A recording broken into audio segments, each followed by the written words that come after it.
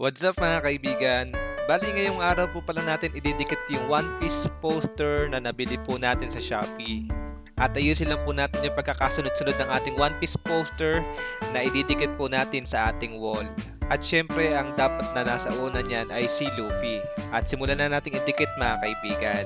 Bali gagamit lang po pala tayo ng tape para maidikit po yung ating One Piece poster sa ating wall.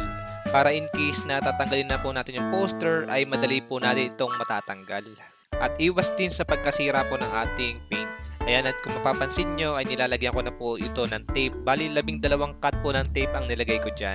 Ayan, at nalagyan ko na po ito ng tape, yung poster po natin. At hahanapan ko na po ito ng pwesto kung saan banda ko po siya ilalagay. At kumuha pa tayo ng isa pang poster at tansyahin po natin yung pwesto ng mga paglalagyan po natin. At dito ay nakuha ko na yung tamang pwesto, kaya ito ay sisimulan ko ng idikit mga kaibigan. Ayan, at nakadikit na po sa wall yung ating One Piece poster at nauna po nating idikit si Luffy. At lapat na po yan, kaso ba't parang hindi pantay. At ayan, at Zoro naman po yung ine-next po nating idikit sa ating wall mga kaibigan. At ganoon din, gagamit lang po tayo ng tape para idikit po yung poster po natin sa ating wall.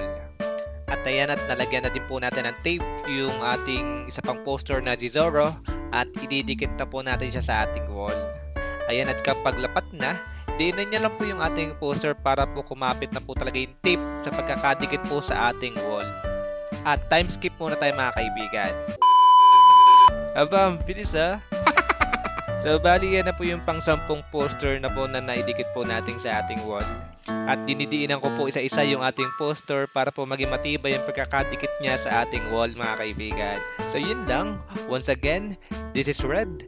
See you on my next video guys and salamat!